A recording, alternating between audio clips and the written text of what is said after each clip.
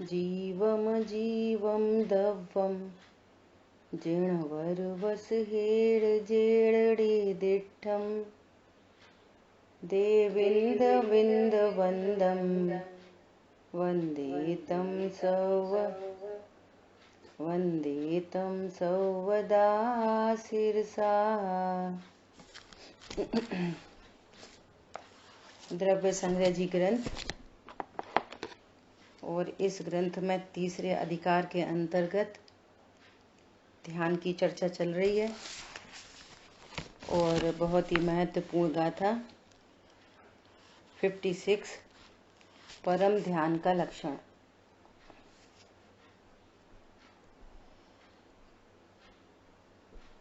एक minute hold करना।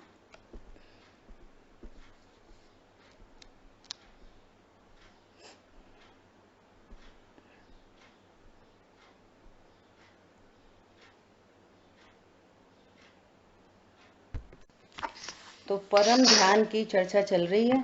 परम ध्यान का लक्षण गाथा नंबर 56। यहाँ पर क्या कह रहे हैं? माँ चिट्ठः माँ जंपः माँ चिंतः किं विजेड होइथिरो अप्पा अप्पमियुरो इडमेव परम हवे झाणम्। भूलो नहीं सोचो नहीं अरे चेष्टा भी मत करो, उत्कृष्टतम यह ध्यान है निज आत्मा में रत रहो। पिछली क्लास में थोड़ी सी चर्चा हो गई थी। यहाँ आचार्य देव नास्ती से कह रहे हैं ऐसा नहीं करो, ऐसा नहीं करो, ऐसा नहीं करो। क्यों कह रहे हैं? कि अज्ञानी जीव कर्तृत्व को ही समझता है, ये करो ये नहीं करो। तो अब प्रश्न आता है क्या करें? कि आत्मा में रत रहो। बस मैं ज्ञान स्वरूपी भगवान आत्मा हूँ, इसमें रत रहो। देखो अन्वयार्थ।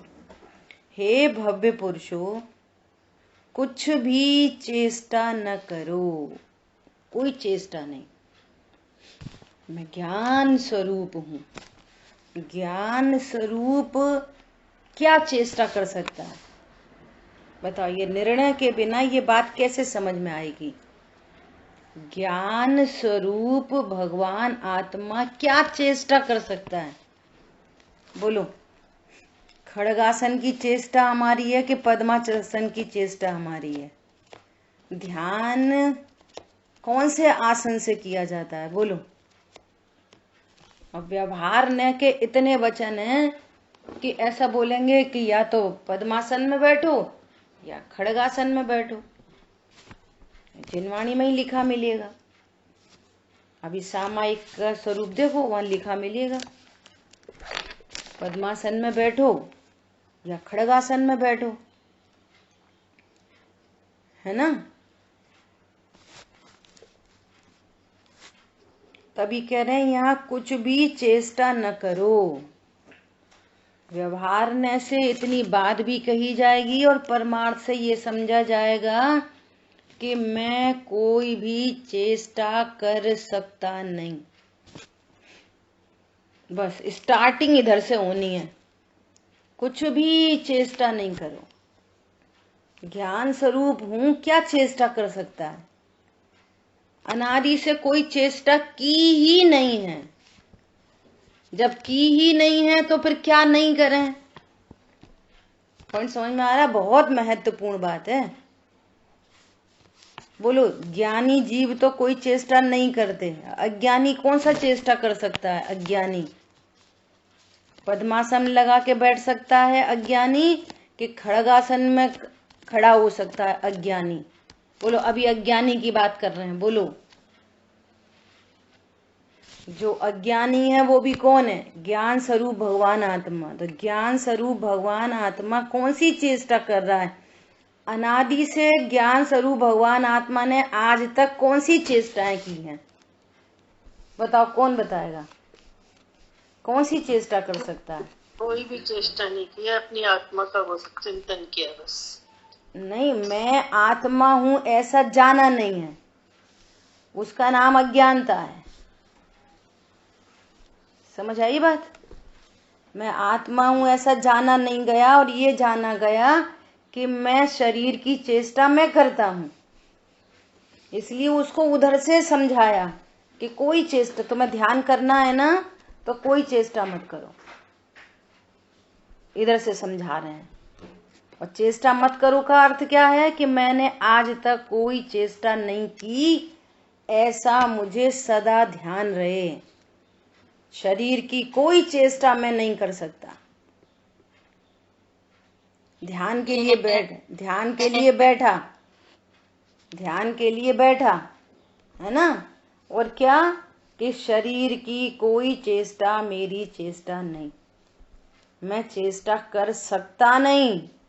अब जब कोई चेष्टा कर सकता नहीं, उसको बोले कि कोई चेष्टा मत करो। वस्तुपने देखो, पहले वस्तु को वस्तुपने देखो। चीनी को ऐसा बोलो, हे चीनी तुम खटास मत करो। समझ में आ रही है बात? बहुत गंभीर बात है। ध्यान कैसे होता है? जब वो अकर्ता वस्तु हमारे भाव भाषण में आए।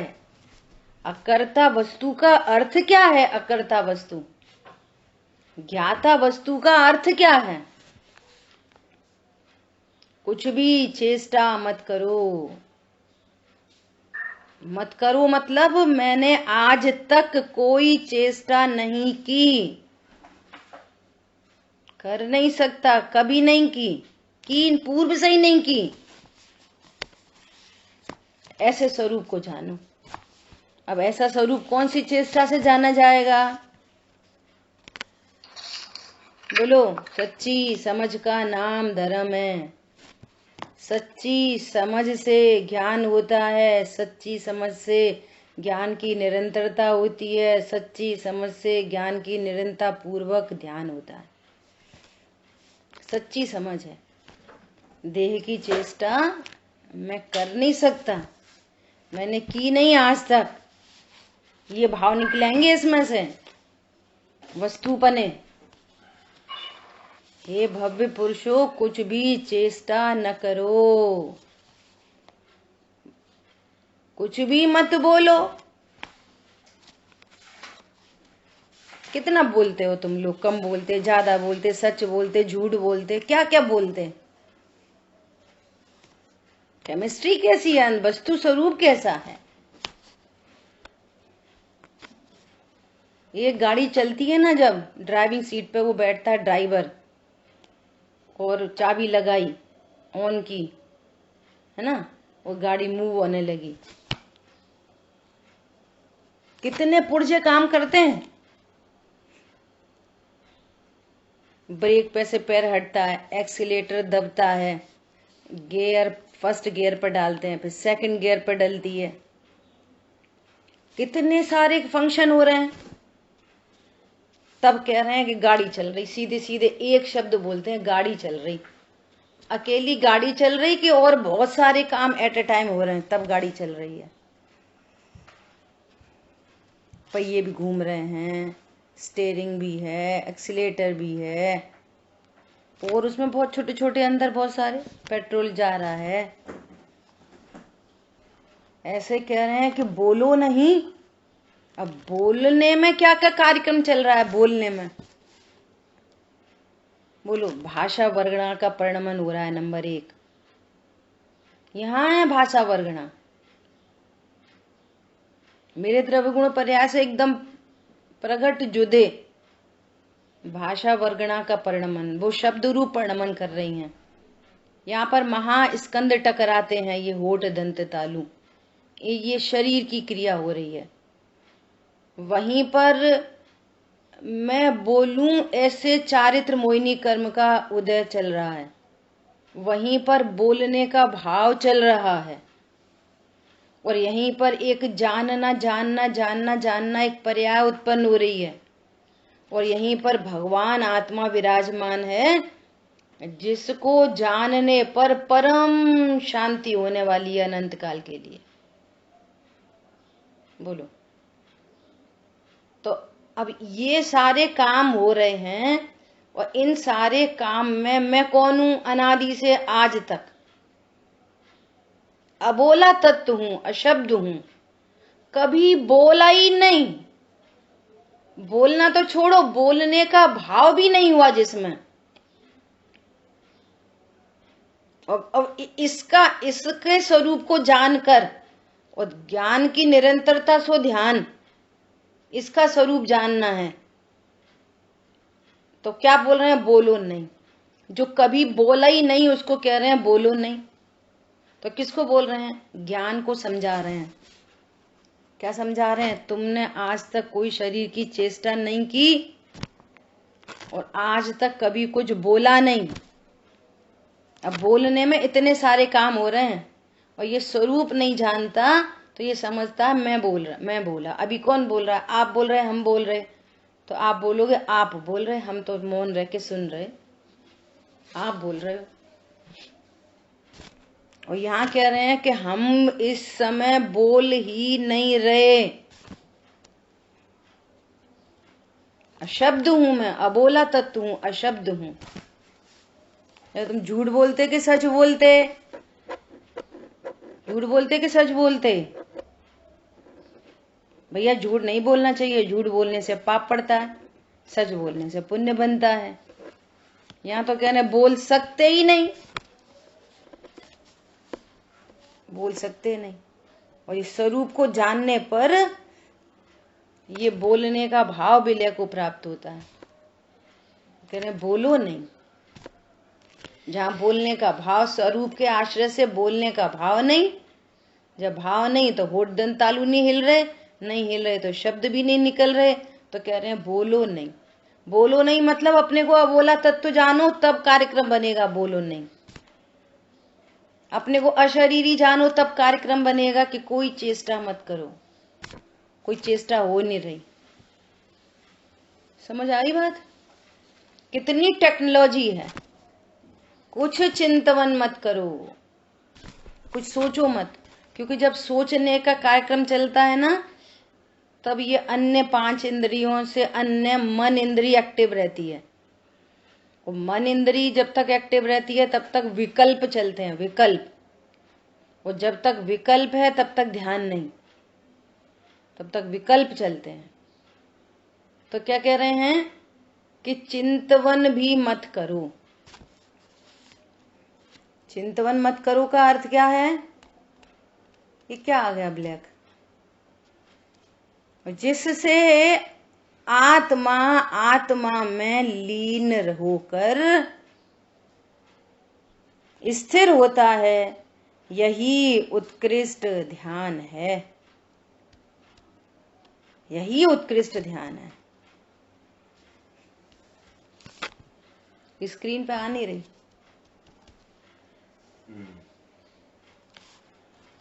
क्या बोल रहे हैं? जिससे आत्मा आत्मा में लीन होकर, अब 2 आत्मा खड़े हो गए। तो एक आत्मा त्रिकाली ध्रुव भगवान आत्मा और दूसरा आत्मा ज्ञान, वर्तमान ज्ञान की पर्याय। ये ज्ञान अब अपने को आत्मा जान रहा है। मैं अशरीरी हूं, मैं अशब्द हूं, मैं विकल्पातीत हूं, विकल्पों से रहित हूं। मैं विकल्पातीत हूं, इसलिए ये सोचना मेरा कार्य नहीं।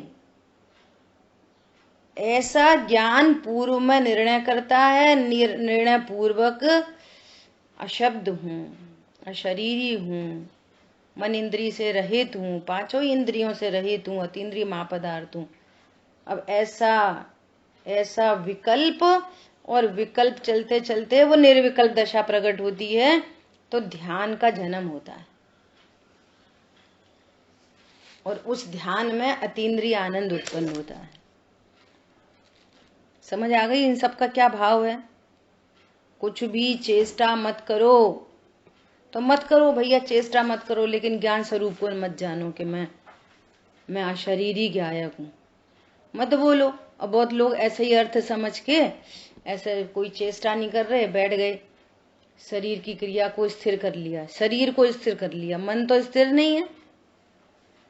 टोडरमल जी ने लिखा है गुप्ती में, गुप्ती के अन्यथा स्वरूप में, कि बोले कुछ पाप आश्रमों से निवृत्ति ले ली और शुभ भाव तो चल ही रहे हैं। आत्मचिंतन भी शुभ परिणाम है, जब तक आत्मचिंतन है तब तक शुभ परिणाम है।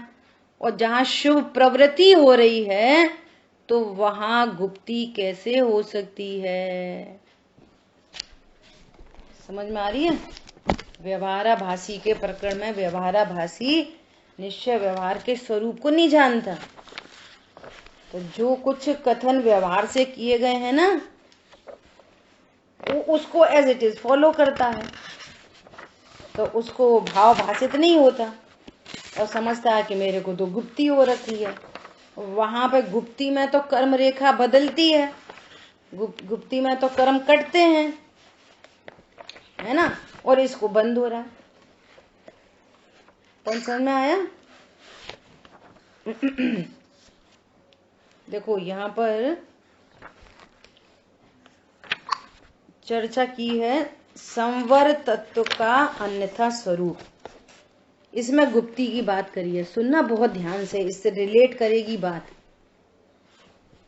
बाह्य मन वचन काय की चेष्टा मिटाए, कह रहे ना कुछ चेष्टा मत करो, तो बाहर की चेष्टा मिटा दी।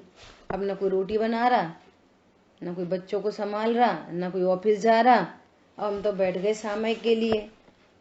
तो क्या बोल रहे हैं? मन वचन काय की चेष्टा मिटाए और कोई पाप चिंतन ना करे। कल क्या बनाएंगे, शाम को क्या खाना बनना है, क्या बनाना है, कल किससे ड्राफ्ट लेना है, किसको सामान बेचना है, किसको खरीदना है, ये सारे पाप भाव हैं।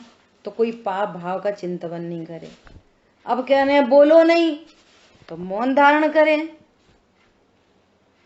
बोलो, सब इसका ही अपोजिट लिखा है। क्या लिखा है?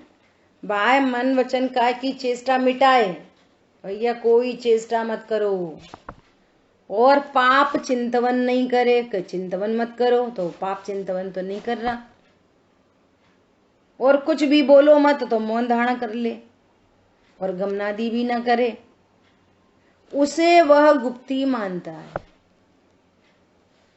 इसको गुप्ती समझ लिया। अब देखो क्या कह रहे हैं। सो यहां तो मन में भक्ति आदि रूप प्रशस्त राग से नाना विकल्प हो रहे हैं। इसको तो अरन से दरन से दरन से दरन से दरन से दरन से, मैं गायक हूं, मैं शरीरी हूं, मैं, है ना। वचन काय की चेष्टा को तो स्वयं ने रोक रखी है, रुकी नहीं। गजब की बात है। स्वभाव का आश्रय हो तो वहां भाव उत्पन्न नहीं हुआ, चूंकि वीतराग प्रणति उत्पन्न हुई तो भाव उत्पन्न नहीं हुआ, तो फिर वो शरीर आदि की कोई क्रिया नहीं हुई। तो इसने तो रोक रखी है, सहज से रुकी नहीं है, स्वभाव के आश्रय से नहीं रुकी है। पॉइंट पकड़ में आ रहा है? बोलो कौन बोलेगा इस बात को? अभी अभी जो सेंटेंस बोला गया, बोलो।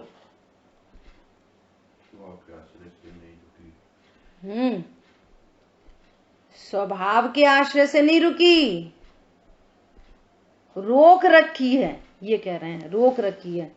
स्वभाव के आश्रय से नहीं रुकी, सहज नहीं रुकी।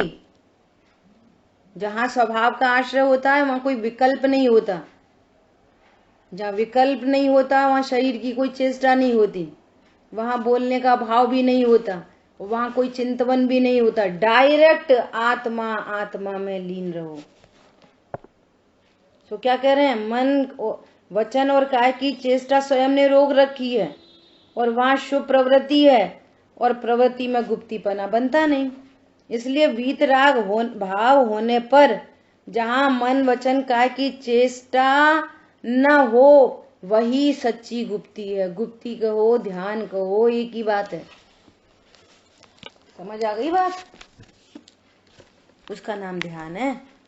जहां स्वभाव के आश्रय से अब वो सब कुछ नहीं हो रहा, जो नहीं हो रहा उसको उधर की तरफ से बोल रहे हैं कि कुछ मत करो। मत करो मतलब तो फिर क्या करें कि आत्मा आत्मा में लीन रहो, और ये सब होगा नहीं। पॉइंट समझ में आ गया? देखो भावार्थ, निश्चय धर्म ध्यान, निश्चय शुक्ल ध्यान, ये दोनों ध्यान स्वात्माश्रित हैं, ये आत्मा के आश्रित हैं। ये आत्म ज्ञान पूर्वक होते हैं, आत्म ध्यान पूर्वक होते हैं। आत्म ज्ञान होगा तो ध्यान होगा, आत्म ज्ञान नहीं होगा तो ध्यान नहीं हो सकेगा। अपने को शरीर से रहित, कोई शरीर की चेष्टा करने वाला मैं नहीं,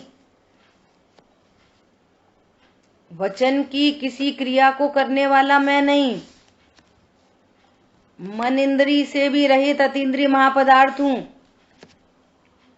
ऐसा अपने अपने बारे में बराबर ज्ञान। तो क्या बोल रहे हैं? ये दोनों ही ध्यान, निश्चय ध्यान और शुक्ल ध्यान।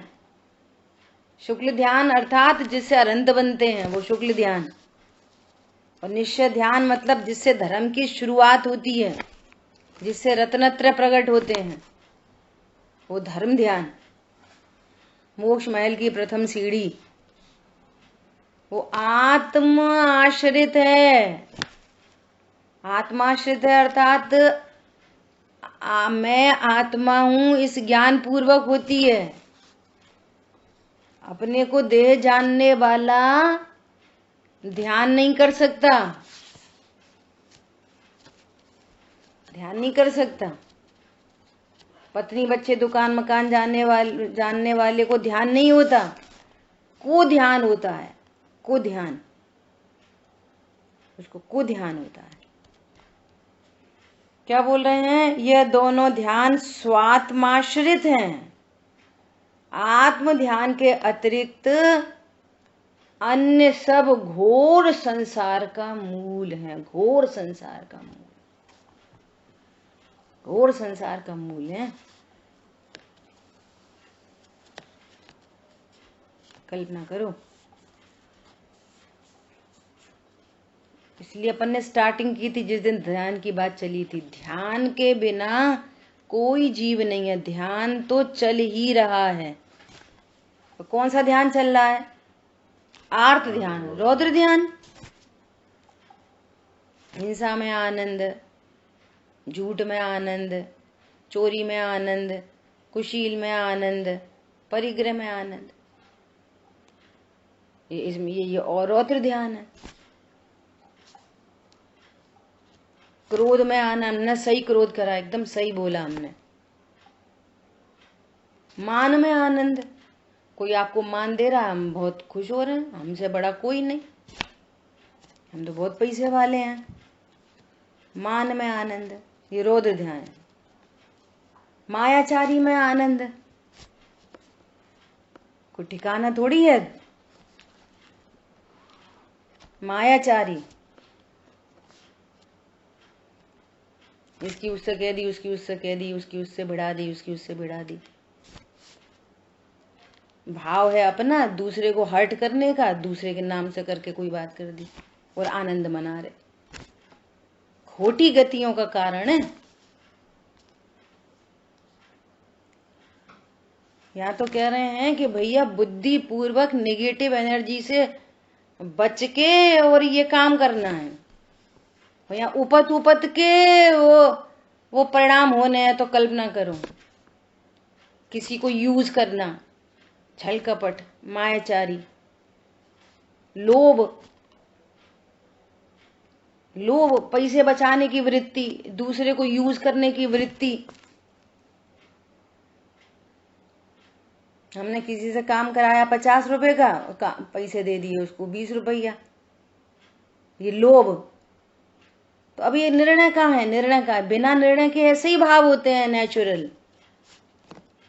डिसीजन करो कि ये धन संपदा तो कोई की नहीं है, धन संपदा जो लोभ से बचाई जाएगी ना, वो तो इधर ही छूट जाएगी, लेकिन लोभ से जो कर्म बंधेगा वो साथ में जाएगा, मायाचारी से कर्म बंधेगा वो साथ में जाएगा, क्रोध से जो कर्म बंधेगा साथ में जाएगा, मान से जो कर्म बंधेगा वो साथ में जाएगा, मान वाली सामग्री तो इधर ही छूट जाएगी। ये तत्व ज्ञान कहाँ हुआ? अपनी उन्नति में इतना समय लगाओ कि दूसरे के बारे में बात करने का समय ही नहीं मिले। हरी बात समझ में? आत्म ध्यान तुम्हें दूसरी दुनिया भर की बातें ध्यान है, लेकिन अभियाल कुछ सुनाने के लिए बोलो तो वो ध्यान नहीं है, तो हम बोल नहीं पाते, हम लिख नहीं पाते, हम सोच नहीं पाते। यहाँ पर कह रहे हैं आत्म ध्यान के अतिरिक्त अन्य सब घोर संसार का मूल है। बोलो, जो संसार से थका चित्त है, जिसको दुख भोगे नहीं पड़ रहे, जो विचार करता है मुझे ऐसे दुख नहीं चाहिए, वो सर्व नेगेटिविटी को तिलांजलि देके इस मार्ग में आगे बढ़ता है। और जिसको अभी उधर की रुचि है, तो सोचना अपने को ठग रहा है। अन्य सब घोर संसार का मूल है। इसलिए ध्यान ध्येय आदि के विकल्प वाला शुभ तप भी कल्पना मात्र रम्य है। देखो क्या बोल रहे हैं, बहुत महत्वपूर्ण बात बोल रहे हैं। ध्यान ध्येय के विकल्प वाला शुभ तप भी, जिसको व्यवहार से तप कहा जाता है, वो भी कल्पना मात्र रम्य है। क्या अशुभ से बचने के लिए ये शुभ विकल्पों में आता है, क्योंकि वे तो घोर अपार संसार का मूल है और छोटी गतियों का कारण है। तो वहां से बचा के ये देवशाह गुरु आदि में इधर अपने उपयोग को रमाता है, लेकिन वो भी कल्पना मात्र रम्य है, उनसे भी काम नहीं बनेगा। ऐसा जानकर बुद्धिमान पुरुष सहज परमानंद रूपी अमृत के प्रभाव रूप एक सहज परमात्मा का आश्रय करते हैं। अभी देख लेना, 3 बातें कर दी। एक तो इन छल कपट मायाचारी क्रोध हिंसा झूठ चोरी कुशील परिग्रह के भाव, तो ये तो सीधे सीधे घोर अपार संसार के कारण है, छोटी गतियों के कारण है। जो अपने आपको इधर से भी नहीं बचा पा रहा, तो वो भले पूजा में बैठे, स्वाध्याय में बैठे, उसका ज्ञान अपग्रेड नहीं हो रहा, अपडेट नहीं कर पा रहा अपने ज्ञान को। ये विकल्प जो उत्पन्न हो रहा है, ये विकल्प किस काम का है?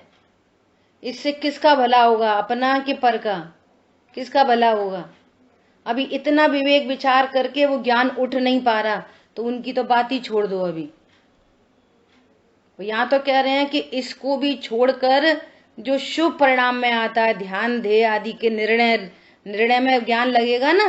ध्यान किसे कहते हैं, ध्येय के लिए कौन है, ध्येय योग्य कौन है, निश्चय ध्येय क्या है, व्यवहार ध्येय क्या है, ये सब विकल्पात्मक, ये शुभ परिणाम में आ रहा है। यहाँ पर रम्य होता है, तो कह रहे हैं ये भी कल्पना मात्र रम्य है। अभी यहाँ पर पूर्णता नहीं हुई। ऐसा निर्णय करके अशुभ भाव तो बहुत घोर संसार के कारण है, और शुभ भाव भी कल्पना मात्र रम्य है। यहाँ से भी अभी परिपूर्णता की प्राप्ति नहीं होगी। ऐसा जानकर क्या करता है, एक सहज परमात्मा का आश्रय करते हैं। बोलो, जो इधर से इधर नहीं आया तो वो यहाँ कैसे आ सकता है? इसलिए अपन बार बार बोलते हैं, बहुत सारे लोग ऐसा कहते हैं, हाँ हम भी मुमुक्षु हैं, एक ग्रुप में ऐड हो गए, उन जैसा थोड़ा थोड़ा सा क्रिया सीख ली, हम भी मुमुक्षु हैं। परिणामों का कोई ठिकाना ही नहीं है। शुद्ध मिल रहा है तो शुद्ध खा लेंगे, नहीं मिल रहा तो फिर अशुद्ध खा लेंगे। कहीं पे जाना है तो चले जाएंगे, नहीं होगा तो नहीं करेंगे। कोई निर्णय नहीं है। समझ आई बात? अपने ज्ञान को अपग्रेड करना, पुरानी नॉलेज को डिलीट करना और इधर से अपग्रेड करना, मेरा हित किसमें है, जिसको अपना हित भाषित होता है, तो पाप परिणाम छोड़ने नहीं पड़ते, सहज छूट जाते हैं। उपयोग इधर रमाना नहीं पड़ता, इधर ही आता है, लौट लौट के इधर ही आता है बार बार देवशास्त्र गुरु के समीप। और फिर इधर में कृतकृत्य नहीं होता। जब यहां जीव का निर्णय कर रहे हैं कि मैं जीव हूं, तो मुझे देखना है आत्मदेव कैसा है, ऐसी उसको धुन लगती है। ऐसा बोलते ना कि उपयोग पलटना चाहता है, उपयोग स्वभाव सन्मुख हो जाए, हमें सम्यक दर्शन प्रकट हो जाए। उपयोग पलटना चाहता है, रुचि तो पलटता नहीं, रुचि तो उधर ही लगी है, खाना पीना, चुगली चपाटी, फलाने ढिकाने, रुचि उधर ही पड़ी है। बोलो कैसे उपयोग पलटेगा। देवशास्त्र गुरु के समीप भी आए और यहां से तत्व ज्ञान करे और फिर एक एक धारा चले, बस एक धारा। क्या? मैं अकर्ता हूं, मैं ज्ञाता हूं, देह की चेष्टा मेरी चेष्टा नहीं, अशब्द हूं, बोल सकता नहीं, अतीन्द्रिय महापदार्थ हूं, मन इंद्रिय के विकल्प मेरे नहीं, मैं ज्ञाता हूं। अज्ञाता पने का, अकर्ता पने का भाव भाषण हो रहा है। अकर्ता पने का विश्वास इस विश्व का सबसे बड़ा विश्वास है।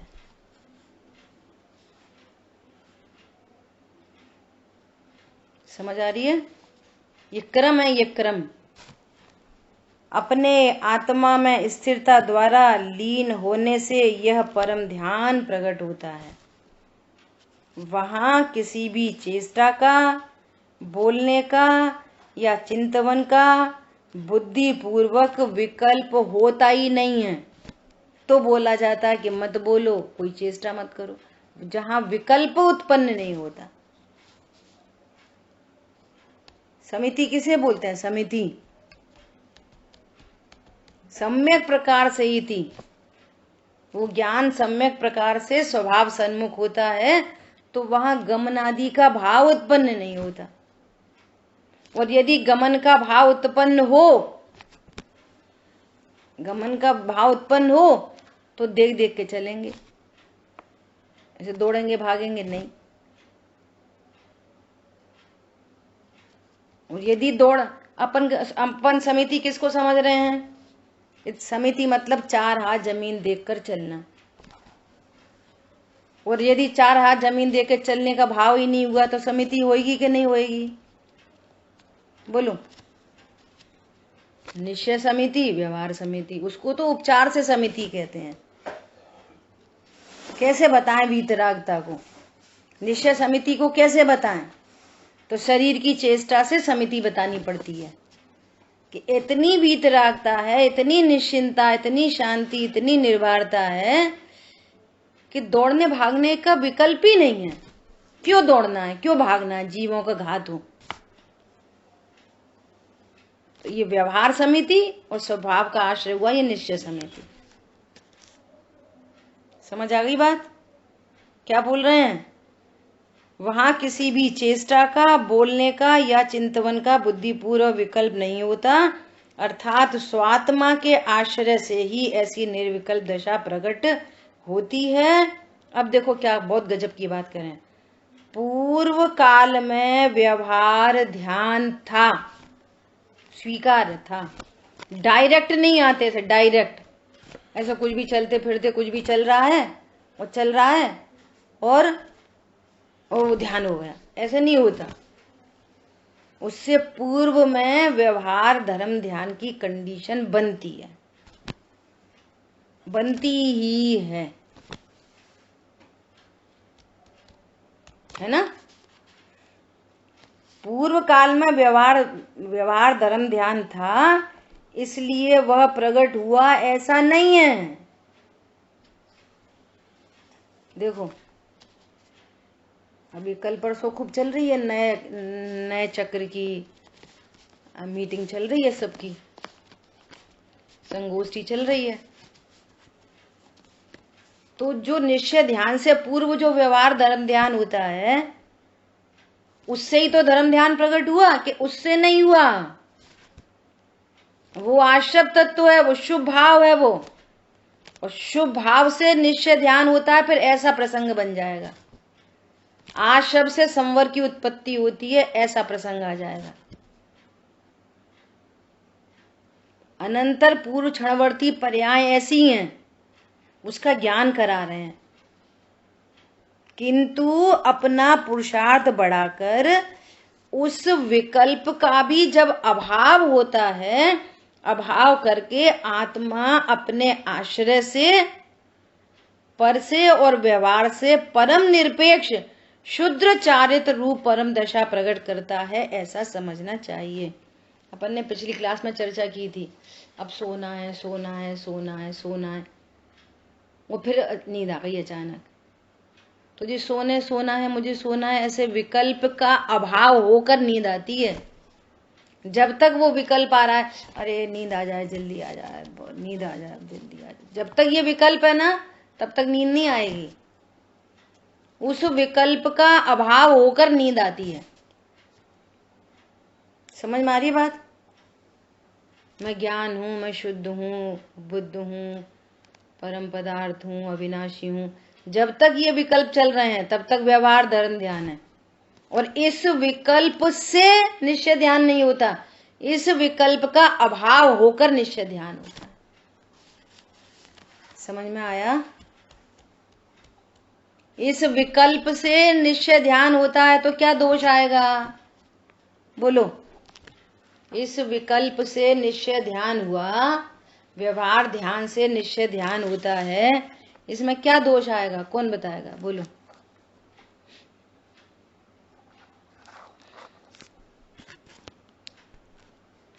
जब तक विकल्प रहेंगे तब तक निर्विकल्प दशा कैसे हो सकती है, और निर्विकल्प होने पर ध्यान हो सकता है। हाँ, तो ये कहना चाह रहे हैं, वो विकल्प है ना, वो विकल्प आश्रव तत्व है, मंद कषाय रूप शुभ भाव है। तो शुभ भाव से तो वीतरागता आएगी नहीं, तो दोष हो जाएगा। ये तो आश्रव से संवर की प्राप्ति होती है, ऐसा जाना जाएगा। फिर तो आत्मा की भी जरूरत नहीं, आत्मा के आश्रय करने की क्या जरूरत है? वो शुभ विकल्प चल रहा है एकदम मंद मंद मंद मंद, और वीतरागता हो जाएगी। आत्मा का आश्रय लेने की भी क्या जरूरत पड़ेगी? पॉइंट पकड़ में आ रहा है? ऐसा दोष आएगा। फिर इस पर्याय से 20 नंबर की पर्याय से 20 नंबर की पर्याय से 21 नंबर की पर्याय, तो फिर 19 नंबर की पर्याय से 20 की हुई, फिर 18 की से 19 वाली हुई, फिर 15 की पर्याय में पाप परिणाम था, तो पाप परिणाम से शुभ परिणाम हो गया, ऐसा मानना पड़ेगा। पॉइंट समझ में आ रहा है? तो शुभ करने के लिए अशुभ करना पड़ेगा, और शुद्ध करने के लिए शुभ भाव हो रहा है। पॉइंट समझ में आया? एक पर्याय से दूसरी पर्याय को मानेंगे तो अशुभ भाव का अभाव होकर शुभ होता है। जैसे अभी शुभ भाव हो रहा है तो अशुभ का अभाव चल रहा है, और शुभ का अभाव हो, शुभ से शुद्धता नहीं होती, शुभ का अभाव होकर शुद्ध परिणाम प्रकट होता है। गुरुदेव श्री कहते कि लहसुन खाते खाते केसर की डकार नहीं आती। इतनी गंभीर बात है ये, और कितना बड़ा दोष प्रकट होएगा। 20 की पर्याय 19 से हुई, 19 की पर्याय 18 से हुई, है ना, 16 नंबर की पर्याय 15 की से हुई, और 15 की पर्याय में पाप परिणाम था, तो पाप परिणाम से पुण्य परिणाम मानना पड़ेगा।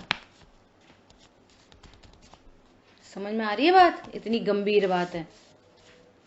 इसलिए यहाँ पे जो अभी ये वाली बात कही थी ना, बहुत गजब की बात कही कि उन आर्त रौद्र ध्येय को छोड़कर जो इधर देव शास्त्र गुरु के समीप आकर 7 तत्व का निर्णय करता है, ध्यान ध्याता ध्येय का निर्णय करता है, और निर्णय में जो विकल्प चल रहे हैं, ये मंद कषाय रूप शुभ परिणाम है, ये भी कल्पना मात्र रम्य है। इनमें भी कृत्यकृत्यता नहीं लाना कि हम तो 3 टाइम स्वाध्याय करते हैं, 4 टाइम पढ़ाते हैं। कल्पना मात्र रम्य है, रम्य होने लायक तो एक शुद्ध आत्मा है, वो अनंत काल के लिए जिसमें रम्य हो जाए, जिससे कर्मों की निर्जरा होती है, जिससे बंध नहीं होता। और ये शुभ परिणाम तो बंध के हेतु हो रहे हैं, तो बंध के हेतु से निर्बंधता का हेतु कैसे प्रकट होगा? बोलो। नहीं होगा। विकल्पों से निर्विकल्प नहीं होते। फिर क्या कह रहे हैं शायद बात, ये वाली बात सही है कि पूर्व में व्यवहार के विकल्प होते हैं, पूर्व में व्यवहार धर्म ध्यान के विकल्प होते हैं, लेकिन व्यवहार धर्म ध्यान का भी अतिक्रम करके निश्चय ध्यान प्रकट होता है। ठीक है, शब्द थोड़े हैं, भाव बहुत है। तभी क्या बोल रहे हैं, किंतु अपना पुरुषार्थ बढ़ाकर उस विकल्प का अभाव करके आत्मा अपने आश्रय से, पर से, व्यवहार से परम निरपेक्ष शुद्ध चारित्र रूप परम दशा प्रकट करता है, ऐसा समझना चाहिए। यह निश्चय धर्म ध्यान और निश्चय शुक्ल ध्यान अमृत कुंभ स्वरूप है और व्यवहार ध्यान विष कुंभ समान है। बोलो कितनी खतरनाक बात है। अब अभी तो अपना समय हुआ है, ये अमृत कुंभ क्या है और ये विष कुंभ क्या है, इसकी चर्चा अपन अगली क्लास में करेंगे। और ये समय सारजी में इस बात का बहुत जबरदस्त कथन आया है कि ये विष कुंभ और अमृत कुंभ। ठीक है, जिनवाणी के ज्ञान से सूझे लोकालोक, सोवाणी मस्तक नमो सदा देत हूँ दो। बोलिए द्वाशांग मई जिनवाणी माता की जय हो। जय जिनेन्द्र सभी को।